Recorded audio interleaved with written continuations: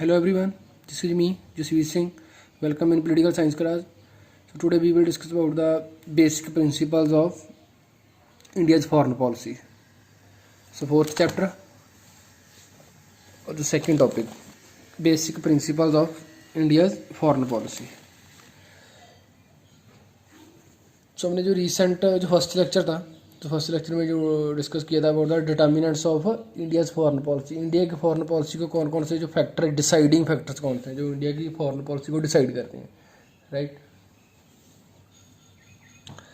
सो अब नेक्स्ट देखते हैं इसका बेसिक प्रिंसिपल्स क्या है। तो इसका मोस्ट इम्पॉर्टेंट जो उसका बेसिक प्रिंसिपल है तो वो है नॉन अलाइनमेंट।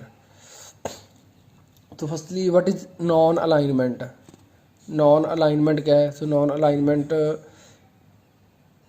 को जो डिफाइन करती है स्टार्टिंग में इसके बारे में लिखा है, non alignment is the basic principle of India's foreign policy.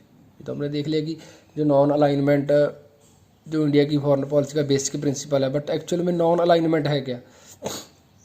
So non alignment एक बेसिकली एक ऐसी मूवमेंट थी जिसमें किसी भी कंट्री या किसी भी ब्लॉक को के साथ अलाइन ना होना, तो इसीलिए इसको मूवमेंट को नेम दिया गया नॉन अलाइनमेंट। किसी के साथ ना जुड़ना, एक गैप मेंटेन रखना, एक अपना जो डिस्टेंस बना के रखना। जो वर्ल्ड की पावर ब्लॉक्स हैं जैसे अमेरिका हो गया और सोवियत ब्लॉक हो गया, तो इन ब्लॉक्स से एक गैप बना के रखना इनसे।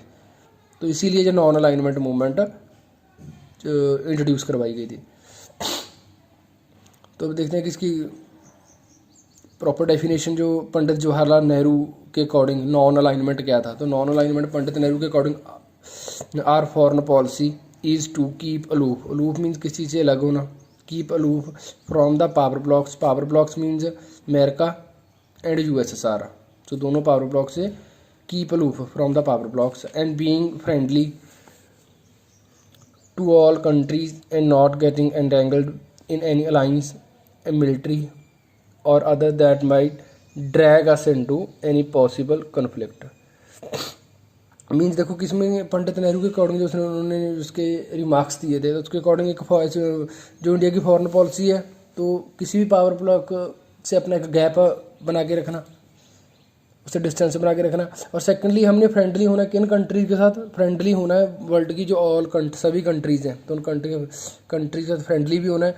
और किसी भी अलाइंस के साथ न अलाइंस में को ज्वाइन नहीं करना, चाहे वो मिलिट्री अलाइंस है चाहे दूसरे टाइप के अलाइंस है, उन अलाइंस को ज्वाइन नहीं करना जो हमें एक वर्ल्ड लेवल पे या इंटरनेशनल लेवल पे हमें किसी पॉसिबल कन्फ्लिक्ट में इन्वॉल्व कर सकें। तो यही उनकी पॉलिसी थी और यही था non alignment movement. Non alignment movement जिसको अब देखो नॉन अलाइनमेंट मूवमेंट की जो फाउंडर थे, तो आपको जो इसमें फ़ोटो में आई थिंक काफ़ी इनको आपको फेसेस प्रॉपरली आपको विजिबल नहीं होंगे। तो ये तो Pandit Nehru Indian prime minister थे। तो ये नेक्स्ट नुकारमा जो गाना कंट्री थी, गाना के प्रेसिडेंट थे। इजिप्ट के प्रेसिडेंट थे अब्दुल नासर। इंडोनेशिया के प्रेसिडेंट थे सुकार्नो और युगोस्लाविया के प्रेसिडेंट थे मार्शल टीटो। तो जिनकी फ़ोटो थी जो स्नैप इसको ली गई थी, तो ये ली गई थी 1955 बदोंग, जब नॉन अलाइनमेंट मूवमेंट का कंसेप्ट इंट्रोड्यूस करवाया गया। तो बदोंग एक ऐसी जो सिटी है जो इंडोनेशिया की इम्पोर्टेंट सिटी है। तो इंडोनेशिया के बदोंग में कॉन्फ्रेंस की गई थी 1955 में। तो उसमें जो मोस्ट इंपॉर्टेंट इसके प्रिंसिपल डिसाइड किए गए कि जो नॉन अलाइनमेंट मूवमेंट होगी नैम, इन शॉर्ट हम इसको नेम देते हैं नैम।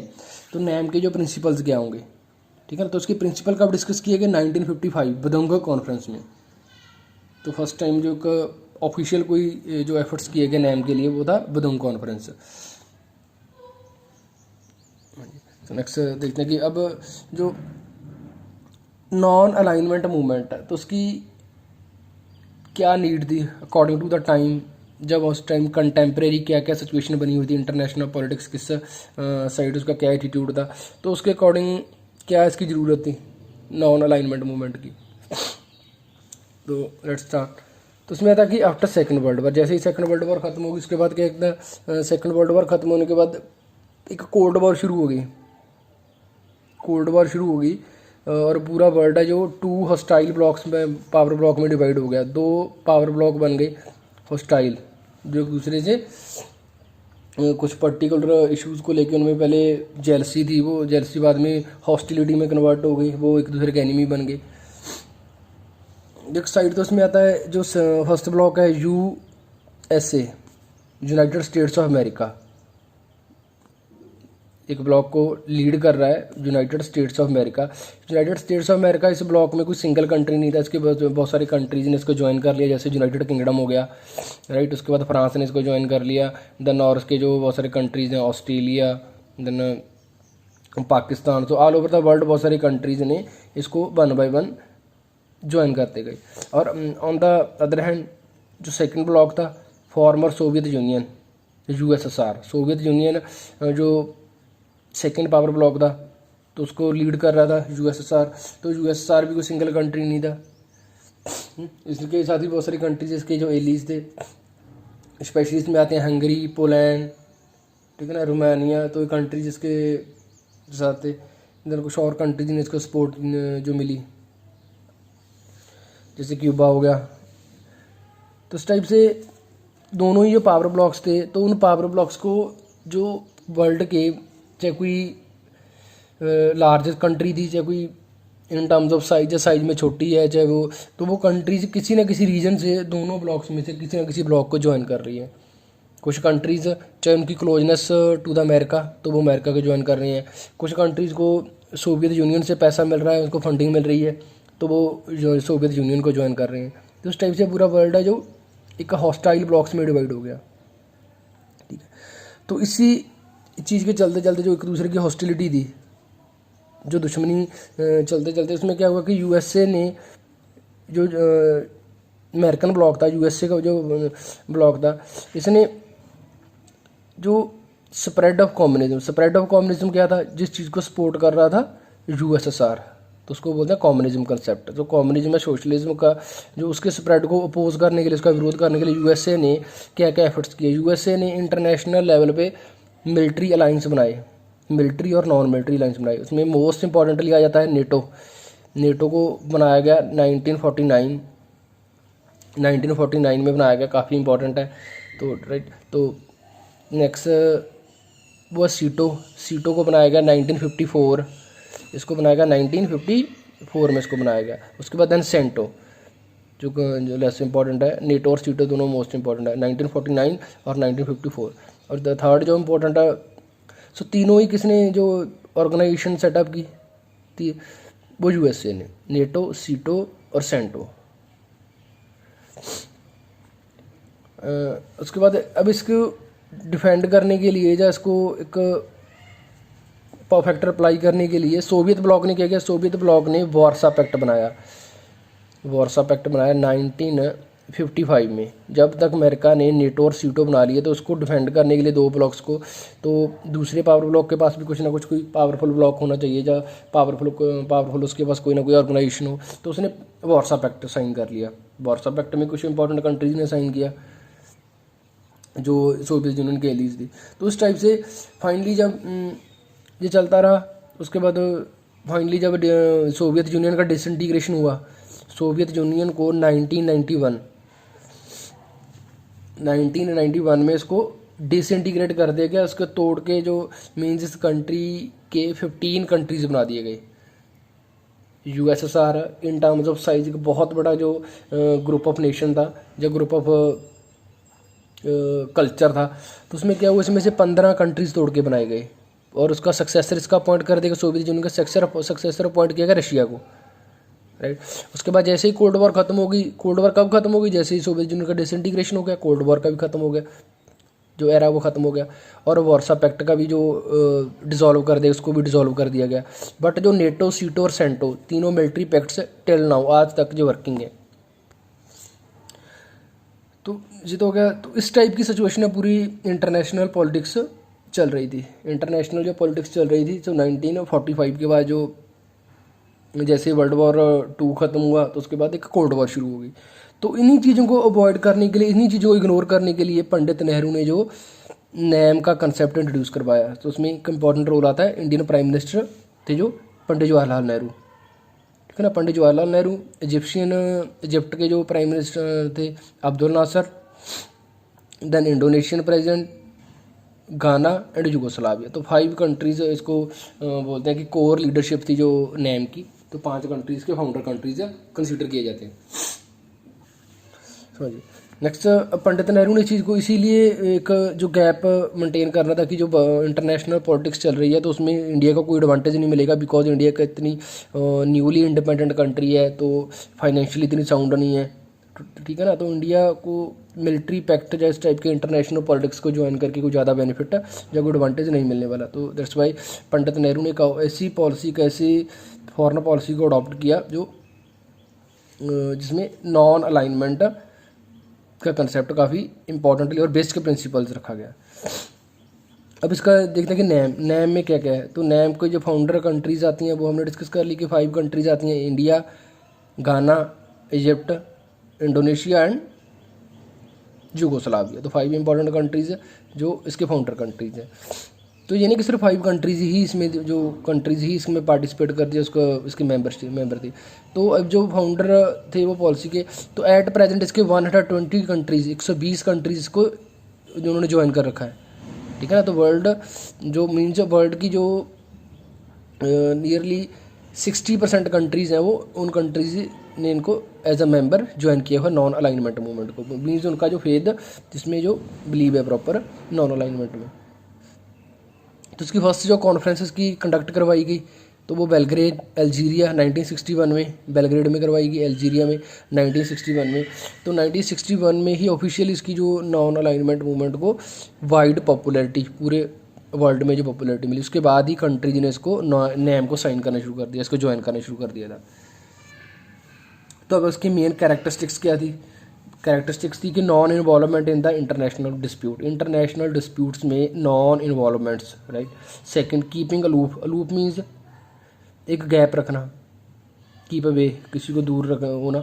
तो aloof from the military pacts, किसी मिलिट्री पैक्ट से दूर रहना, उसको ज्वाइन ना करना। Not to join either of the block, किसी भी ब्लॉक को ज्वाइन ना करना, ना ही अमेरिकन ब्लॉक को, ना ही सोवियत ब्लॉक को। फेथ एंड पीस, शांति में बिलीव करना। और freedom in the information, freedom in the formation of foreign policy. कोई भी किसी भी कंट्री ने अपनी फॉरेन पॉलिसी बनानी है तो उसमें फ्रीडम होनी चाहिए without any pressure from the other country.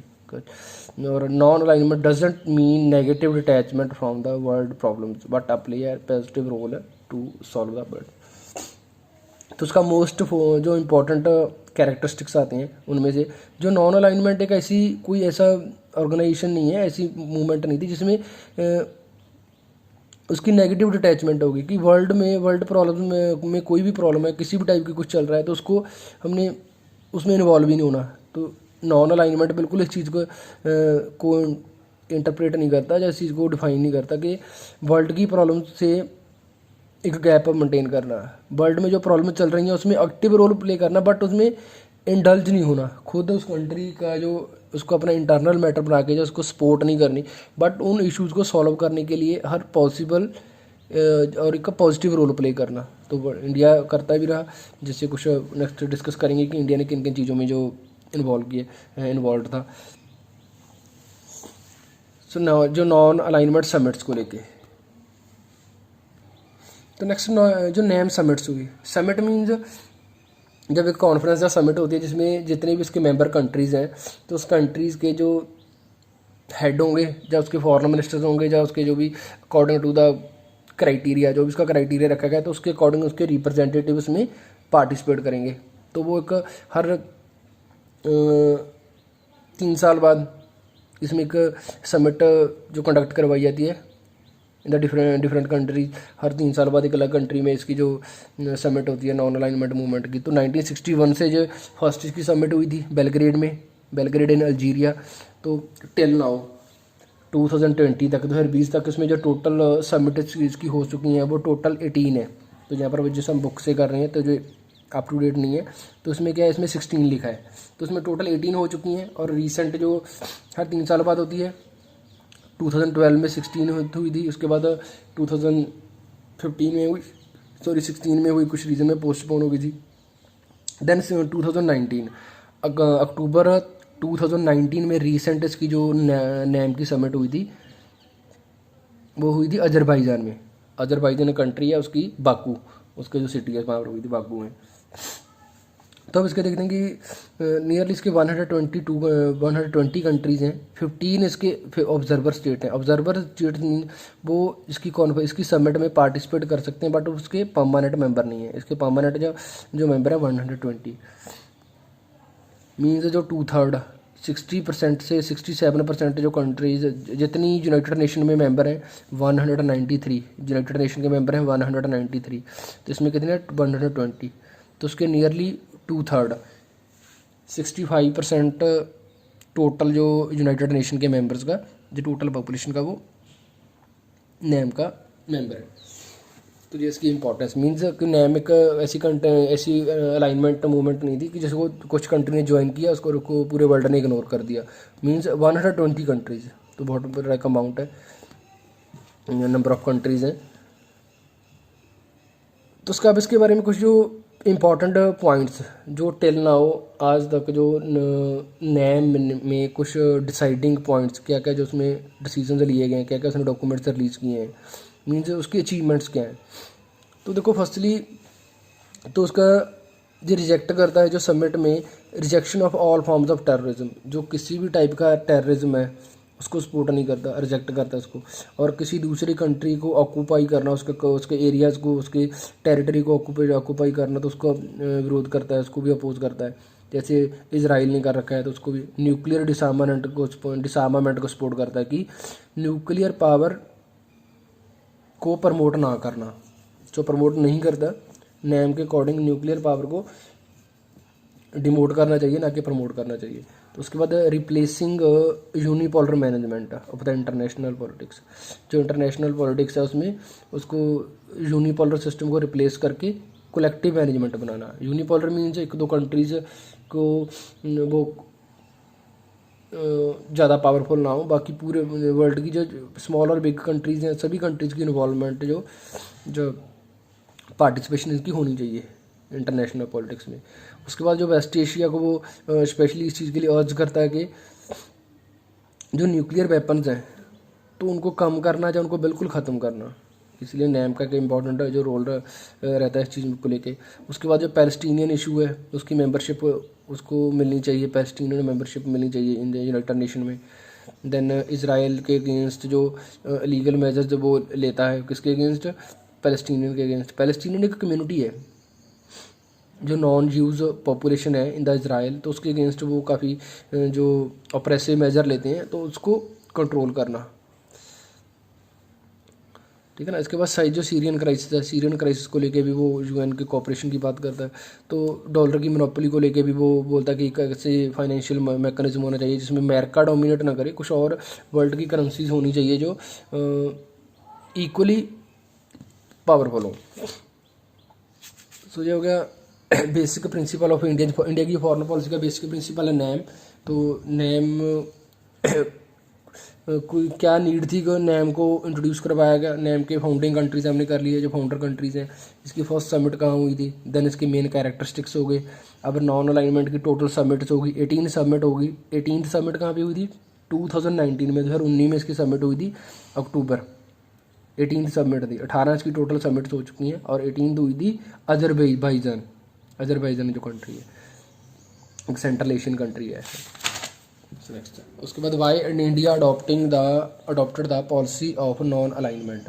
India ने नॉन अलाइनमेंट की जो पॉलिसी अडॉप्ट क्यों की, तो उसके लिए बहुत सारे कोई सिंगल इसका रीज़न नहीं था इसके पीछे जो तो देयर आर मल्टीपल रीज़न। तो multiple reason, firstly need of time दी कि इंडिया उसके लिए कैसा टाइम नहीं था कि इंडिया किसी ब्लॉक को ज्वाइन करके अपने आप को वर्ल्ड को अपनी पावर एजर्ट कर सके, अपनी पावर दिखा सके कि हाँ कि वर्ल्ड का बीइंग इंडिया उस टाइम काफ़ी क्रिटिकल सिचुएशन में था।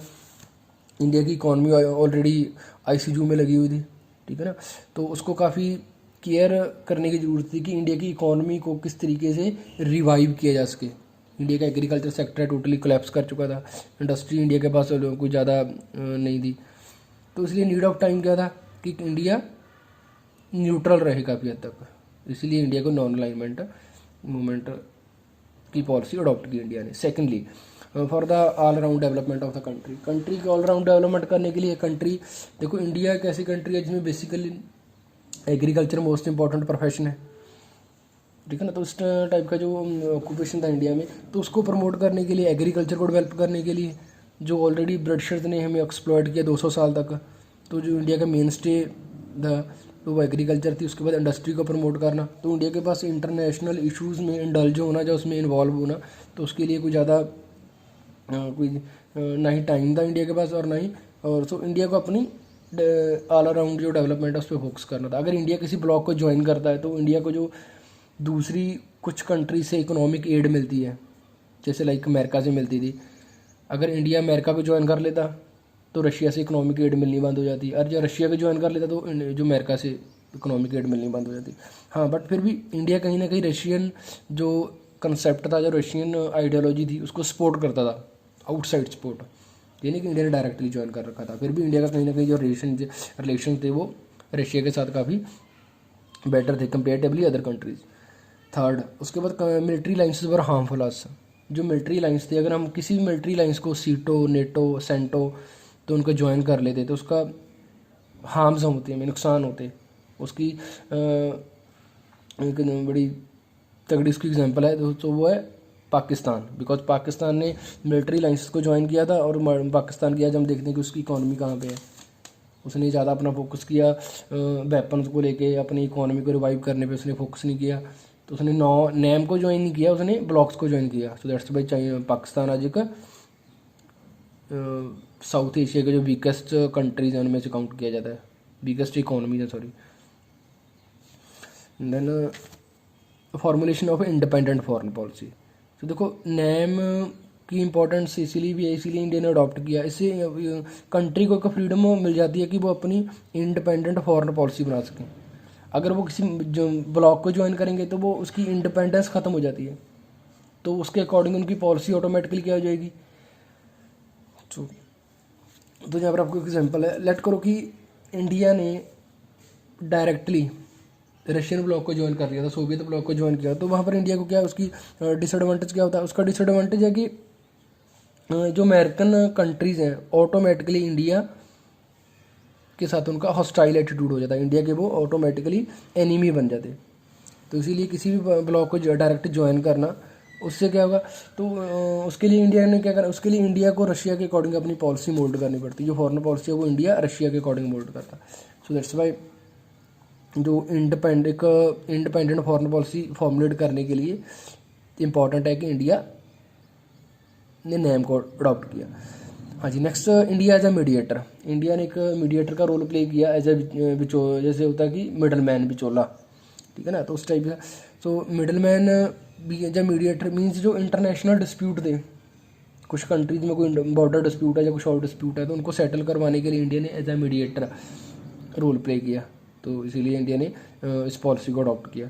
उसके बाद कुछ हिस्टोरिकल रीज़न भी हैं। हिस्टोरिकल रीज़न क्या है, बिकॉज इंडिया की जो हिस्ट्री है, इंडिया ने राइट फ्रॉम द बिगिनिंग, जब से इंडियन सिविलाइजेशन बनी है, इंडिया ने किसी भी कंट्री पे अग्रेसिवली अटैक नहीं किया, हमेशा इंडिया डिफेंड करता रहा है। मीन्स हमेशा हमने प्रोटेक्टिव अप्रोच अडॉप्ट की है, डिफेंसिव अप्रोच है, कभी भी हमने अग्रेसिव जो अप्रोच अडॉप्ट नहीं की, किसी कंट्री को अटैक नहीं किया। इसीलिए इंडिया इस चीज़ को कंडेम भी करता है, और इंडिया ने दैट्स वाई इंडिया ने जो नैम फॉरेन पॉलिसी में नैम को अडॉप्ट किया।